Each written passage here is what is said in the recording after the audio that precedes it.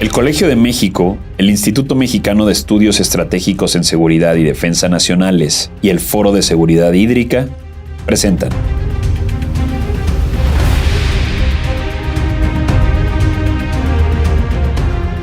Gota Mexicana, historias, relatos y soluciones.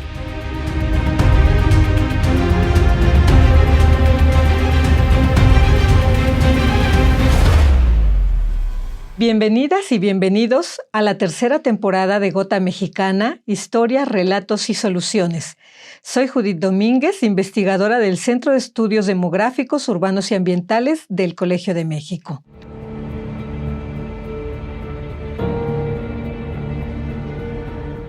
Como recordarán, esta temporada está dedicada al agua como recurso estratégico para la seguridad nacional de México, de Latinoamérica y del mundo.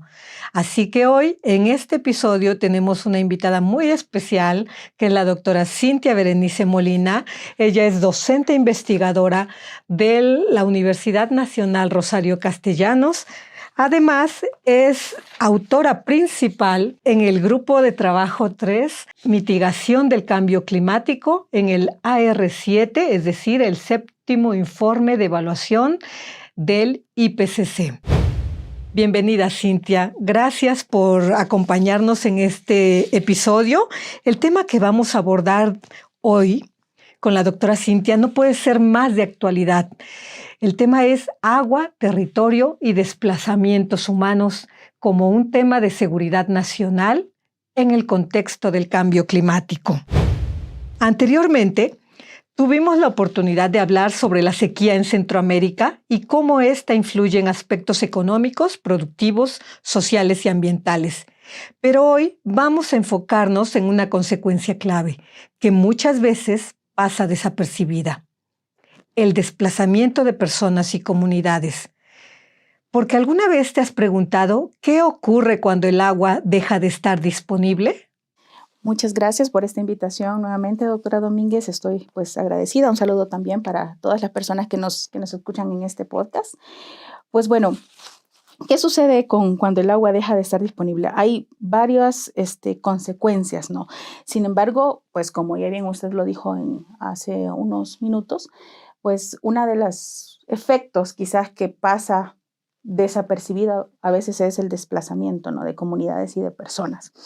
El desplazamiento humano no es una cuestión nueva, o sea, el desplazamiento debido a causas ambientales es un tema pues que se asocia, ¿no?, a aquellas primeras tribus o aquellas primeras comunidades, ¿no? Ya sabíamos, los nómadas buscaban ciertos territorios que les proporcionaran condiciones de vida para llevar a cabo sus actividades. Ya varios geógrafos e historiadores ambientales de inicios del siglo XIX, pues ya lo documentaban. Sin embargo, hoy en día este tema ha vuelto a cobrar importancia, y la importancia radica principalmente en la intensificación, ¿no?, de los impactos que el cambio climático tiene en las sociedades y en los ecosistemas. Y sobre todo, ¿no?, la vinculación de estos fenómenos hidrometeorológicos en los recursos naturales. Pues para poner un poco en contexto, ¿no?, de qué pasa cuando deja el agua de ser disponible, pues retomemos, ¿no?, algunos datos que nos dice el Programa Mundial de Evaluación de los Recursos Hídricos de la UNESCO. Hace algunos días nos decía que el 75% de los efectos climáticos están vinculados a fenómenos hidrológicos, y esto pues obviamente altera el ciclo del agua y pone en riesgo ecosistemas, economías y derechos humanos. Ante estos riesgos, ¿no?, ante estas consecuencias tan visibles de los problemas que se suscitan a partir de la disponibilidad de agua, pues tenemos que emparejarlo con otras estadísticas, ¿no?, que endurecen un poco más el panorama. En el planeta debemos recordar de que solo el 1% de agua dulce es lo que nosotros tenemos disponible para consumo humano y para los ecosistemas. Y esto pues está distribuido, ¿no?, de acuerdo con datos de las Naciones Unidas a nivel mundial, a nivel global, en un 12% del agua que se utiliza para el sector municipal, 19% del sector industrial y 69% del sector agropecuario. Me voy a detener en este 69% del sector agropecuario porque estos sectores, además de ser claves en la vida cotidiana de muchas personas, pues permite, ¿no?, o nos lleva a otros temas como lo que estamos abordando en esta temporada del podcast de seguridad nacional, ¿no? El sector agropecuario está muy vinculado a cuestiones de seguridad alimentaria, ¿no? Y cuestiones que, pues obviamente se vinculan con temas de seguridad nacional, como los gobiernos o como los países deben buscar alternativas o promover estrategias que permitan, ¿no?, reducir riesgos que afecten la seguridad alimentaria.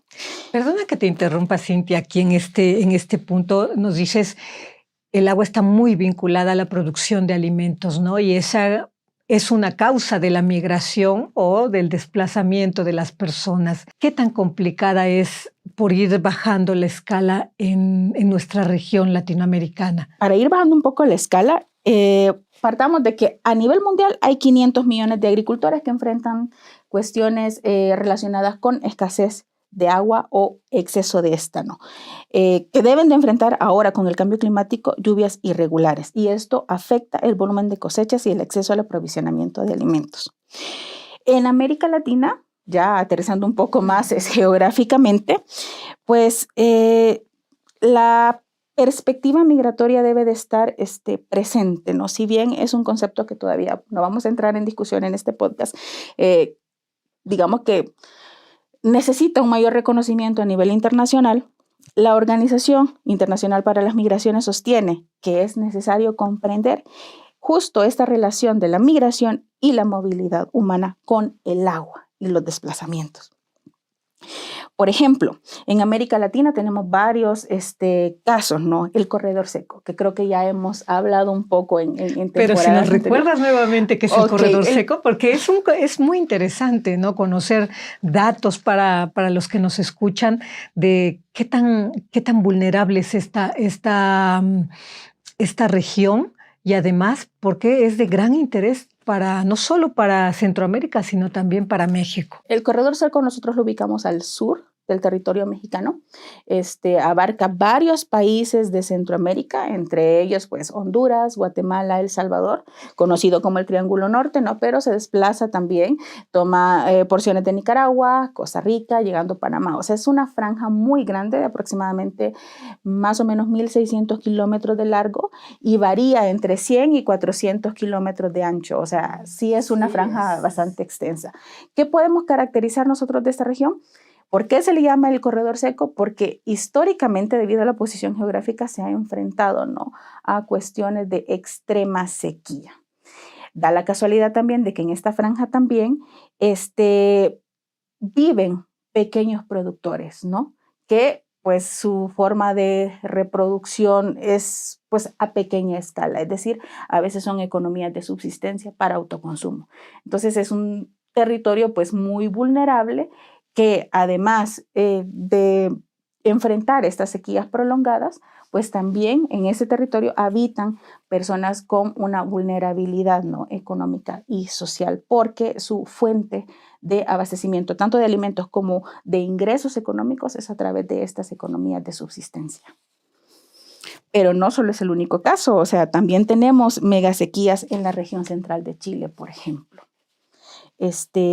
Algunos datos que ya así un poco más, para extendernos un poco, ¿no?, en estos casos de América Latina, estaba yo revisando los datos del Centro de Monitoreo de Desplazamiento Interno, porque es importante ver de que podemos entender el desplazamiento interno y el externo, ¿no? Pero a veces en condiciones de falta o exceso de agua, lo que se ve a primera vista es un desplazamiento interno, es decir, dentro de las fronteras de los países. Entre 2023 y 2024, en una muestra de 16 países de América Latina, entre ellos México, indican que por lo menos hubo 1.589.500 personas desplazadas a nivel interno por inundaciones y 71.226 personas desplazadas por sequía. Estos son datos pues más o menos oficiales, son los registros que se tienen, pero es importante también ver de que pueden existir casos que no han sido contabilizados. Por lo tanto, el número puede aumentar, ¿no? Importante decir de que el país que más sufre este tipo de dinámica de desplazamiento interno es Brasil. Pero, ¿qué lleva, digamos, a las personas a movilizarse internamente o cambiar de territorio, ¿no? Pues bueno, Sabemos que, por ejemplo, un exceso de lluvia afecta las cosechas porque pues bueno, hay un proceso, ¿no?, que cada cultivo debe llevar, y un exceso de agua lo que hace es que la cosecha se pierda porque se echa a perder por ese exceso, ¿no? ¿Qué sucede con esto? Si esto es muy constante, además de que si estamos hablando en contextos de economías pequeñas, donde generalmente las casas o las habitaciones, los lugares de habitación de los pequeños productores están presentes, pues deben de buscar, ¿no?, una forma donde no se inunde tampoco su casa ni tampoco pues su cosecha. Entonces, básicamente el que tengamos sequías o el que tengamos un exceso de lluvia lo que hace es disminuye la calidad de este territorio, o sea, el suelo deja de ser lo suficientemente fértil o productivo para garantizarles a ellos una cosecha sostenida, ¿no? Y eso pues es la principal motivación para buscar territorios con mejores condiciones climáticas, tanto en el caso, por ejemplo, ya de lluvias, temperatura y disponibilidad del recurso hídrico. Y aquí te interrumpo, Cintia, porque en México se ha documentado ya el primer caso de desplazamiento por cuestiones climáticas, y es la Comunidad del Bosque. Aquí añadimos otro factor al que tú mencionas, que es el impacto en la agricultura, ¿no? Que la disponibilidad de agua que no existe, o la abundancia que también que puede afectar cosechas, destruir cosechas. En el bosque, un tercer factor derivado del cambio climático es el aumento del nivel del mar, que ha llevado, en Centroamérica está documentado en Nicaragua, ese desplazamiento interno, ese corrimiento de la población hacia el interior, porque el nivel del mar está aumentando. México tiene esta Comunidad del Bosque y bueno, eso, como tú bien dices, es un tema que debería abordarse desde la seguridad nacional también de los países, o inclusive desde la seguridad regional, por volver al caso de Centroamérica, ¿no? El corredor seco es un tema no de un país nada más, es una cuestión regional. Y así ese enfoque más, digamos, esa escala, deberíamos también estarla mirando, ¿no? ¿Qué más, Cintia? ¿Qué más podemos decir de este tema? Es un tema nacional desde diferentes aristas, ¿no? O sea, lo podemos ver, a ver, la disponibilidad o falta de agua es un tema nacional por la vinculación que tiene, ¿no?, con garantizar la seguridad hídrica y también el derecho humano al agua, que en países como México pues ya se ha reconocido, ¿no? Lo vemos también como un tema de seguridad nacional, el desplazamiento, ya sea interno dentro de las fronteras mexicanas, o también el desplazamiento interno por los posibles personas migrantes, ¿no?, que puedan venir al territorio, porque los gobiernos deben de buscar la forma también de garantizar ciertas condiciones, ¿no? Eso también es un tema de seguridad nacional. Sin embargo, hay algo que quizás nos llama la atención, es que cuando vemos este tipo, ¿no?, de desplazamientos por, digamos, falta o exceso de agua o algún evento, digamos, ambiental que no sea muy positivo, en algunas encuestas de movilidad todavía es un tema que pasa desapercibido. Entonces, sí es importante tenerlo en el radar, ¿no? Porque como ya lo hemos mencionado, sí es un tema de seguridad nacional. O sea, dentro de las fronteras garantizar esa seguridad, ¿no? Y también cuando las personas ya llegan, cómo ver estas condiciones de vida, no afectarlas, ver de qué forma lograr ese equilibrio. Entonces, sí son temas que están muy vinculados a la seguridad nacional, y ya no se diga la seguridad alimentaria, ¿no? O sea, ese es un tema que yo creo que todos los gobiernos en un contexto de cambio climático pues debe de resaltar muchísimo, ¿no? Cómo garantizar o promover estrategias, ¿no?, que no reduzcan pues lo que probablemente o de manera, no quiero ser fatalista, de manera inminente pueda suceder, porque el cambio climático no lo podemos controlar, ¿no? Pero esa reducción en el volumen de cosechas, cómo ver de qué forma esos impactos no sean tan elevados, ¿no? Para y este año los impactos parece que van a ser importantes, al menos las estimaciones o las previsiones climáticas. Ya sabemos que aquí hay un rango de incertidumbre muy alto cuando hablamos de cambio climático y lo que puede pasar en unos cuantos meses, pero para este año, al menos las previsiones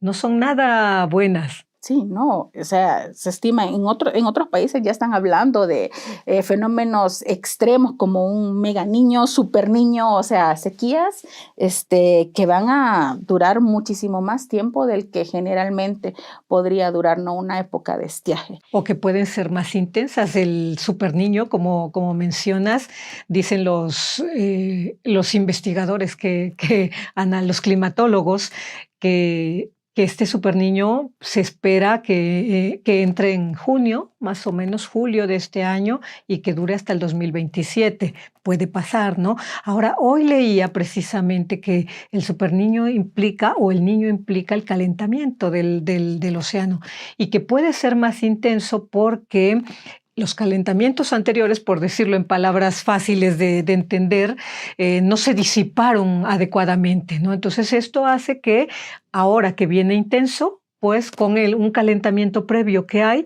pues el calor se note aún más, ¿no? El calentamiento del mar, que sabemos que esto impacta en las lluvias, en el ciclo hidrológico también del agua, en todo el ciclo, ¿no? Lo puede ser más intenso, donde hay sequías serán más severas, donde se esperan inundaciones, pueden ser también más impactantes. Pues como bien dices, no se trata de ser fatalistas, pero hay que estar preparados. Yo creo que ese es el mensaje, ¿no? Que el abordar el agua en todas sus aristas, en todas sus dimensiones, como una cuestión de seguridad nacional, es importante, es urgente también, ¿no? Y creo yo que al menos algunos países en Latinoamérica sí lo están haciendo. No sé qué tan concreto pues, está siendo el plan, el programa o las previsiones.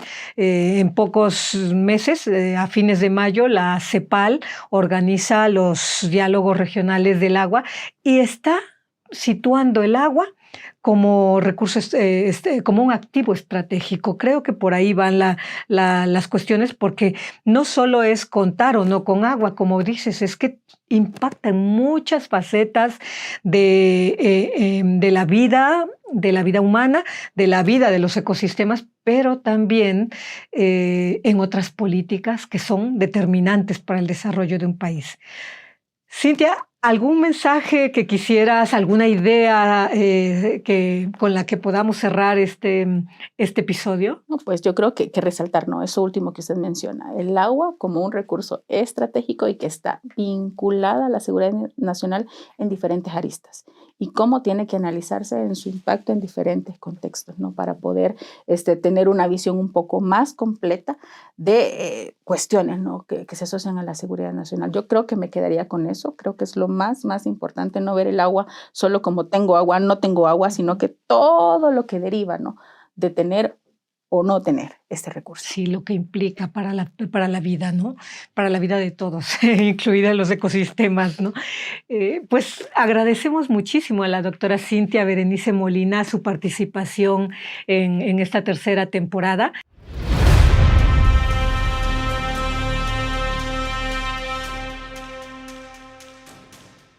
Les animamos a seguir escuchando esta tercera temporada de Gota Mexicana, dedicada a la seguridad nacional y el vínculo con el agua como recurso estratégico, geoestratégico.